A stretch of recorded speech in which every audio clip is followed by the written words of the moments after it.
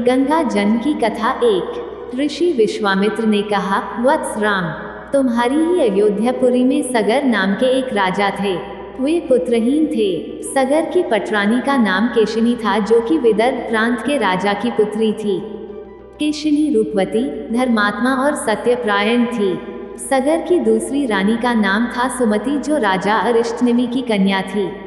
महाराज सगर अपनी दोनों रानियों को लेकर हिमालय के भृगु प्रस्रवण नामक प्रांत में गए और पुत्र प्राप्ति के लिए तपस्या करने लगे। उनकी तपस्या से महर्षि भृगु प्रसन्न हुए और उन्हें वर दिया कि तुम्हें अनेक पुत्रों की प्राप्ति होगी। दोनों रानियों में से एक का केवल एक ही पुत्र होगा, जो कि वंश को बढ़ाएगा, और दूसरी के 60,000 पुत्र होंगे। कौन सी रानी कितने पुत्र चाहती है, इसका निर्णय वे स्वयं आपस में मिलकर कर लें। केशिनी ने वंश को बढ़ाने वाले एक पुत्र की कामना की और गरुड़ की भगिनी सुमति ने 60,000 बलवान पुत्रों की। कुछ काल के पश्चात रानी केशिनी ने असमंज नामक पुत्र को जन्म दिया। रानी सुमति के गर्भ से एक तूंबा निकला, जिसे फोड़ने पर छोटे छोटे 60,000 पुत्र निकले। उन सबका पालन पोषण घी के घड़ों में रखकर किया गया। कालचक्र व्यतीत होते गया और सभी राजकुमार युवा हो गए। सगर का ज्येष्ठ पुत्र असमंज बड़ा दुराचारी था और उसे नगर के बालकों को सरयू नदी में फेंककर उन्हें डूबते हुए देखने में बड़ा आनंद आता था। इस दुराचारी पुत्र से दुखी होकर सगर ने उसे अपने राज्य से निर्वासित कर दिया। असमंज के अंशुमान नाम का एक पुत्र था। अंशुमान अत्यंत सदाचारी और पराक्रमी था। एक दिन राजा सगर के मन में अश्वमेध यज्ञ करवाने का विचार आया। शीघ्र ही उन्होंने अपने इस विचार को कार्यरूप में परिणत कर दिया। राम ने ऋषि विश्वामित्र से कहा, गुरुदेव, मेरी रुचि अपने पूर्वज सगर की यज्ञ गाथा को विस्तार पूर्वक सुनने में है, अतः कृपा करके इस वृतांत को पूरा सुनाइए।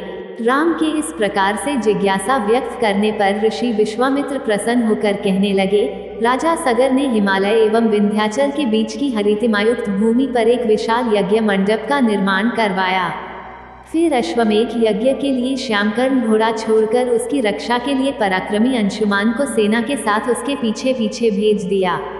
यज्ञ की संभावित सफलता के परिणाम की आशंका से भयभीत होकर इंद्र ने एक राक्षस का रूप धारण किया और उस घोड़े को चुरा लिया। घोड़े की चोरी की सूचना पाकर सगर ने अपने 60,000 पुत्रों को आज्ञा दी कि घोड़ा चुराने वाले को पकड़कर या मारकर घोड़ा वापस लाओ।